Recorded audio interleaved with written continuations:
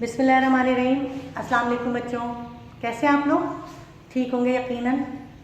आज हमारा उर्दू का 7वां लेक्चर है और इससे पहले हमने लेक्चर में शायरी पढ़ा, हिस्सा शायरी। ठीक है, हमने शायरी में गज़ल का मफ़हूम, गज़ल की तारीफ़ पढ़ा, समझा और शायर मीर तक़ी मीर की बुक का तारुफ़, उनके कलाम पर तबसरा और उनके कलाम पर जो हेडिंग आती हैं, जो सवाल बनता है, जो बोर्ड के एग्ज़ाम के मुताबिक होता है, उसके मुताबिक हमने पढ़ा और समझा। ठीक है, आज हम आपके किताब के पहले शायर मीर तक़ी मीर की गज़लियात यानी दो गज़लें हर शायर की आपकी किताब में मौजूद हैं। आज हम पहली गज़ल और अशार की तशरीहात को समझेंगे, पढ़ेंगे। ठीक है, इसके लिए किताब ज़रूरी है बच्चों, किताब ज़रूर निकालिए और एक एक शेर में पढ़ती जाती हूँ, उसमें जो मुश्किल अल्फाज और उसके साथ जो तकाज़े हैं वो मैं आपको बताती जाती हूँ, पूरे करते जाती हूँ। ठीक है, आप जो है किताब लेके बैठेंगे तो आपको आसानी हो जाएगी, वरना फिर आपको बेटा समझ नहीं आएगा। लिहाजा किताबें निकाल लीजिए और मीर तक़ी मीर की पहली गज़ल निकाल लीजिए। ठीक है, देखिए अब बोर्ड की तरफ किस तरह से हम पढ़ेंगे। हिस्सा शायरी में आज हम पढ़ें गज़लियात। ठीक, और गज़ल का पहला शेर, दूसरा शेर, तीसरा शेर, आखिरी शेर। ठीक है, और शेर जो गज़ल की जो शार होते हैं उनमें औज़ान होते हैं, यानी कवायद के बिना कोई भी गज़ल मुकम्मल नहीं होती, कोई भी शेर मुकम्मल नहीं होता।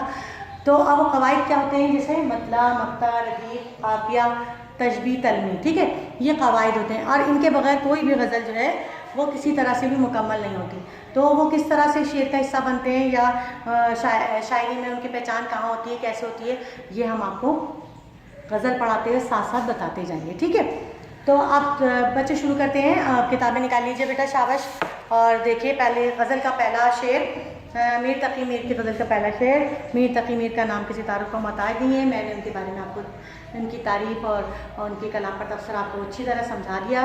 ठीक है, फिर भी मैं कहूँगी एक जुमला के लिए कि मीर तक़ी मीर को उर्दू अदब में शहंशाह गज़ल और खुदाए सुख़न के नाम से पहचाना जाता है और यही इनकी इनफरादियत है।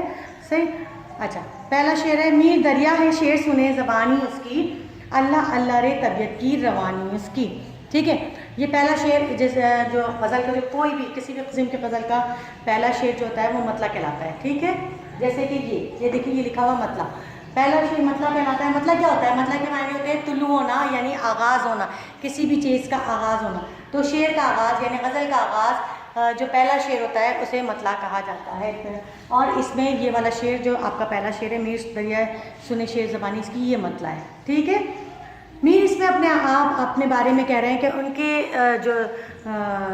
उनके दिमाग में उनके जो सोच है, फ़िक्र है, उस फसाहत का दरिया है जो बहता चला जा रहा है शेर की सूरत में, जैसे दरिया बहता है और ख़ुद अपना रास्ता बनाता हुआ चलता चला जाता है। बिल्कुल मीर तक़ी मीर अपने आप को इस बात से तशबीह दे रहे हैं कि मेरे दिमाग में और मेरे जहन में शेर हर वक्त आते रहते हैं, बिल्कुल इसी तरह जिस तरह दरिया बहता है और उसमें शेर बोलता रहता हूँ, कहता रहता हूँ। और शेर जो है, जब आप मेरे शेर सुनोगे तो आपको अंदाज़ा हो जाएगा कि मेरे शेर सोच फ़िक्र में डूबे हुए हैं, बिल्कुल इस दरिया की मानिंद जिसका काम बहना है और अपना रास्ता खुद तलाश करना है। ठीक है, नेक्स्ट। अच्छा, मैंने आपको मुख्तसरन तशरीह बता दी बच्चों, इसको लंबा चौड़ा बनाना आपका काम है। दूसरी बात, शेर में और तशरीहात करने में क्या क्या चीज़ें ज़रूरी होती हैं वो मैंने आपको बता दी। ठीक है, और किस तरह से इस सवाल को करते हैं जब भी बोर्ड के एग्ज़ाम में क्वेश्चन आता है बच्चों, तो मैं इधर थोड़ा सा आपको तवज्जो चाहूँगी कि आप इधर करें। तो ये किस तरह से करते हैं, जैसे कोई शेर आया, आपने पहले डाली शेर की हेडिंग। ठीक, आपने डाली शेर की हेडिंग और आपने उस शेर का पहला लफ्ज़, जैसे मीर क्या है, मीर दरिया है, आपने मीर दरिया लिखा और डॉट डॉट डाल के बस, पूरा शेर लिखने की ज़रूरत नहीं है। ठीक है, पूरा शेर लिखने की ज़रूरत नहीं है। अब आपकी दूसरी हेडिंग डाली तशरीह से पहले, आपने तशरीह से पहले डाली मुश्किल अल्फाज। ठीक, मुश्किल अल्फाज की हेडिंग डाली आपने और इस शेर में जितने भी मुश्किल अल्फाज हैं आपने वो लिख दिए। ठीक है, समझ आया? मुश्किल अल्फाज इस शेर में मेरा नहीं ख्याल कोई मुश्किल अल्फाज है, खैर अगर है तो आपने वो लिख दिया है, अदरवाइज़ आपको जो भी समझ में आता है, जो भी लफ्ज़ आपको मुश्किल लगता है उसके मायने लिख दीजिएगा। मुश्किल अल्फाज के बाद फनी महासन। ठीक है, फनी महासन की हेडिंग आती है। इसका मतलब होता है कि ये शेर ग्रामर की रूह से क्या है, मतला है, मक्ता है, रदीफ है, काफिया है, तलमी है, क्या है आपको वो बताना है। इसमें दर्ज शेर जो है ये ग्रामर की रूह से मतला कहलाता है या मक्ता कहलाता है या तलमी कहलाता है। शायद में ने इसमें जो है इस बात का जिक्र किया तो ये तलमी कहलाता है। कुछ भी इस तरह से तलमी हासिल की हेडिंग डालेंगे, ठीक है। ये दो हेडिंग डालने के बाद आपको इस शेर से मिलता जुलता कोई शेर आपको समझ में आता है, मुमासिल शेर। फिर आती है हेडिंग मिलता जुलता शेर, मुमासिल शेर की हेडिंग। अगर आपको इस शेर की बिल्कुल मिलता जुलता शेर कोई आता है तो आप वो लिखेंगे, ठीक है। और कुछ कुछ बच्चे स्टार्टिंग में लिख देते हैं, कुछ बच्चे तशरीह के बाद लिखते हैं। ये हेडिंग दोनों सूरत में आ सकती है। उसके बाद आती है बेटा तशरीह की हेडिंग, ठीक है। फिर आती है शेर की तशरीह की हेडिंग जो आपको हम एक पैराग्राफ की सूरत में करनी होती है। अगर एक पैराग्राफ में भी आपने सही तरीके से बता दिया तो आपकी तशरीह मुकम्मल हो जाएगी और आपने ये हेडिंग कर दी तो आपका 10 नंबर का क्वेश्चन जो है कंप्लीट हो जाएगा, ठीक है। इसी तरह से आपको करना है। अब मैं पहले शेर की आपको तशरीहात बता रही हूँ। हेडिंग आपने समझ ली, देख लीजिए एक नज़र, ठीक है। नज़र आ रहा है ना आप लोगों को, ठीक है। ये देख लीजिए आप, और अब आप जो है तशरीह समझ लीजिए। तशरीह मैंने आपको पहले शेर की बता दी, अब दूसरे शेर की तशरीह। मीना तो बौछार का देखा है बरसते तुमने, मीना तो बौछार का देखा है बरसते तुमने, इस अंदाज थी अश्क फिशानी उसकी, ठीक है। इसमें मुश्किल लफ्ज़ हैं, देखें। मीना, मीना कहते हैं बारिश को, ठीक है। मीना कहते हैं बारिश को, अश्क फिशानी आंसू बहानी, अश्क फिशानी। इसमें इस शेर में कहते हैं शायर अपने बारे में कह रहे हैं इसमें भी कि जिस तरह बरसात की फुहार बरसती है और सब जगह जो है पानी बिखर जाता है, बिल्कुल इसी तरह मेरी ज़िंदगी में दुख बिखरे हुए हैं। और जब मैं फशानी करता हूँ, जब मैं रोता हूँ तो मेरे आंसू बिल्कुल एक बरसात की फुहार की तरह जारी हो जाते हैं, क्योंकि मेरी ज़िंदगी जो है वो तकलीफ़ों का मजमुआ है, ठीक है। मेरी ज़िंदगी में इतनी तकलीफ़ें, इतने दुख हैं कि जब भी मैं अपने दुखों पे आंसू बहाने बैठूं तो मेरी जो है शायर ने अपने आंसुओं को बौछार से तशबीह दी है, ठीक है। अगर आप उस शेर में दूसरा शेर, वैसे तो दूसरा शेर किसी भी गज़ल का हुस्ने मतला कहलाता है, ठीक है। हुस्ने मतला कहलाता है दूसरा शेर, लेकिन इसमें तशबीह भी इस्तेमाल हुई है। इसमें शायर ने अपने आंसुओं को मिसाल बना के, बारिश की बौछार की सूरत मिसाल बना के पेश किया है, तो ये ग्रामर की रूह से जो है तशबीह भी है, ठीक है। तीसरा शेर देखिए। बात की तर्ज को देखो तो कोई जादू था, बात की तर्ज को देखो तो कोई जादू था, पर मिली खाक में क्या सहर बयानी इसकी, ठीक है।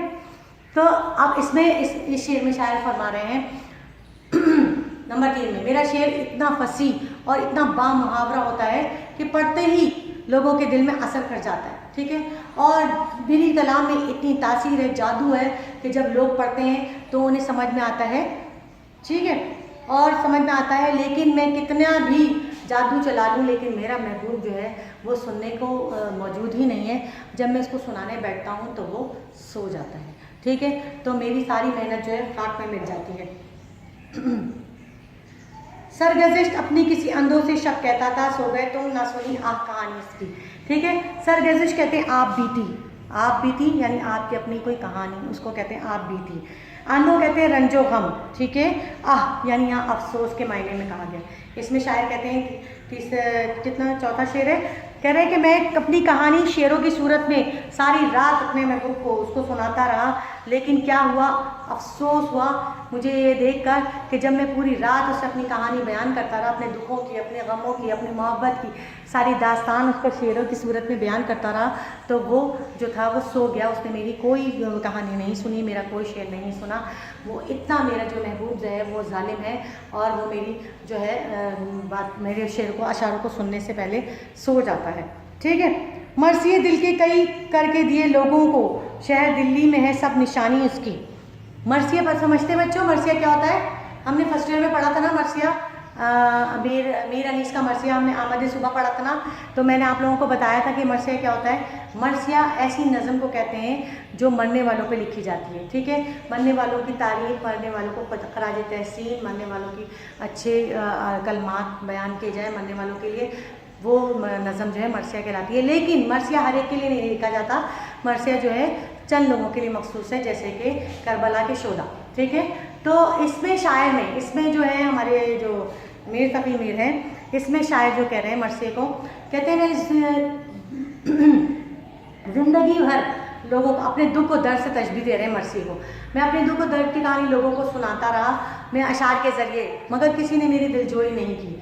और मैंने अपने महबूब को भी सुनाई, मगर किसी ने मेरे दुखों को नहीं समझा और मैं अपने अशारों के ज़रिए लोगों को बताता चला गया, अपने दुख सुनाता चला गया। चलो आज नहीं तो आइंदा आने वाले लोग जो है मेरी जो है अशार को सुन के, मेरी गज़लियात को सुनकर मेरे दुख को ज़रूर समझेंगे। और जो है अब तो वो निशानी भी मैं अपनी दिल्ली छोड़कर आ गया हूँ, क्योंकि वो निशानी, क्योंकि ज़ाहिर सी बात है जब दिल्ली के हालात ख़राब हुए तो ज़्यादातर अदबा शायर वगैरह जो है दिल्ली छोड़कर लखनऊ आ गए थे, तो बहुत सारी चीज़ें वहाँ पर उनकी रह गई थी। तो वो मीर तकी मीर इस शेर में फरमाते हैं कि मैं अपने दुख, अपने दर्द, अपने सारे रंज अलम, अपनी तमाम परेशानियाँ, अपनी तकलीफ़ें वहीं छोड़ आया हूँ। अब तो मेरे पास उसकी कोई निशानी भी नहीं है जो मैं दिल्ली छोड़ कर आ गया हूँ। ठीक है, ये था। अच्छा, अब नेक्स्ट शेर देखिए, लास्ट शेर है, इस गज़ल का लास्ट शेर है। अब गए उस जुज़ के अफसोस नहीं कुछ हासिल, एक सदीफ कुछ कदर न जानी इसकी। ठीक है, तो अब जो है इस जुज़ के मायने होते हैं सिवाय। ठीक है, अब गए से मुरादे मरने के बाद। ठीक, और यहाँ पर हीफ सदीफ के मायने हैं अफसोस दर अफसोस। ठीक, इसमें शायर कहते हैं जी आखिरी शेर जो होता है गज़ल का बेटा, वो मक्ता कहलाता है। क्या कहलाता है? ये देखिए मक्ता, मक्ता जिससे शायरी का इख्तिताम हो रहा हो, जिससे गज़ल का इख्तिताम हो रहा हो, मक्ता जिसमें शायर अपना तकल्लुस इस्तेमाल करता है। ठीक है, इसमें मीर साहब ने नहीं इस्तेमाल की, लेकिन अक्सर बेशतर शायरी में जो गज़लियात होती हैं, नज़में होती हैं, उनमें शायर अपना तकल्लुस इस्तेमाल करता है। तकल्लुस क्या होता है? शायर का जो छोटा नाम होता है जिसे वो शायरी में पहचाना जाता है, वो नाम अपना, उससे पहचान होती है, तो वो तकल्लुस उसमें लिखता है। उसमें ज़रूर अपने आप से मुखातिब होकर कोई ना कोई बात कहता है, इसलिए वो जो है गज़ल का मक्ता कहलाता है। तो आपने जब इस शेर की तशरीह करनी है तो आपने फ़ौरन बताना है कि ये गज़ल का आखिरी शेर है, और इसमें अव्वल तो आखिरी शेर आता नहीं, क्योंकि आखिरी शेर अगर आ जाएगा तो आप शायर का नाम पहचान जाएंगे, इसलिए अब आखिरी शेर आता नहीं। लेकिन आप लोगों को नॉलेज होना चाहिए, आपको पता होना चाहिए कि आखिरी शेर क्या कहलाता है। आखिरी शेर वो होता है जिसमें शायर अपना तकल्लुस इस्तेमाल करता है। MCQs भी ज़रूर आ जाता है कि आखिरी शेर को क्या कहा जाता है। ठीक है, तो आखिरी शेर में अपना मक्ता कहलाता है और उसमें शायर अपना तकल्लुस इस्तेमाल करता है। इसमें शायर, इसमें मीर अपने उसमें कह रहे हैं कि खुद के बारे में कह रहे हैं कि जब वो दिल्ली से लखनऊ आ गए और उनको अपनी जगह, अपना माहौल, अपना वक्त बहुत याद आता था कि जब हम मर कब जाएंगे, तो जब हमारी दुनिया कदर करेगी, जीते जी तो किसी ने हमारी कदर ना की। और हकीकत है कि जो है ज़िंदगी में लोग कदर नहीं करते, और उनके ज़िंदगी में तो इतने दुख और दर्द और तकलीफ़ें थी कि उनकी किसी ने कदर ही नहीं की। ठीक है, और उनको ऐसा महसूस होता था, लेकिन ऐसा शायद नहीं था, क्योंकि सारे शोरा के, मैंने आपको बताया कि सारे शोरा उनको अपना जो है गुरु मानते थे, उनको अपना सरबराह मानते थे, उनको अपना जो है उस्ताद मानते थे। ठीक है, तो आपको इस शेर में जो है मीर तकी मीर थोड़ा सा वो होते हैं कि अफसोस है कि मैं मरने के बाद जो है लोग मेरी कदर जानेंगे, ज़िंदगी में तो किसी ने मेरी कदर नहीं की। ये था गज़ल का आखिरी शेर जिसे मैंने आपको बताया मक्ता कहलाता है। ठीक है, अब बच्चों आपका होम असाइनमेंट ये है, रोज़ाना मतलब एक गज़ल पढ़ाऊँगी, क्योंकि ज़ाहिर है टाइम हमारे पास मुख्तसर है, ज़्यादा लंबा चौड़ा हम टाइम नहीं दे सकते। लिहाजा अब जो है आपने क्या करना है, आपने करना ये है कि जिस तरह से मैंने अशार की तशरीह और आपको हेडिंग्स बताई हैं, ठीक है, तो इसी तरह हेडिंग से आपको अशार की तशरीहात, कम अज़ कम 3 अशार की तशरीहात आपने करनी है, ताकि ये आपका होम असाइनमेंट, और असाइनमेंट आपको तैयार करना है। अगर आप होम असाइनमेंट तैयार नहीं करेंगे, क्योंकि जो है वो चेक होगा आपको खुद लेकर आना पड़ेगा, वो आपको डेट दी जाएगी कि किस दिन उर्दू का असाइनमेंट चेक होगा, तो उस दिन आपको लेकर आना पड़ेगा। आप या कोई भी घर से लेकर आ जाए, आपका असाइनमेंट चेक होगा, और असाइनमेंट चेक होगा, इसके नंबर मिलेंगे, लिहाजा इस पर फोकस कीजिएगा। ठीक है, आज के लिए इतना ही, इजाज़त दीजिए, अल्लाह हाफ़िज़।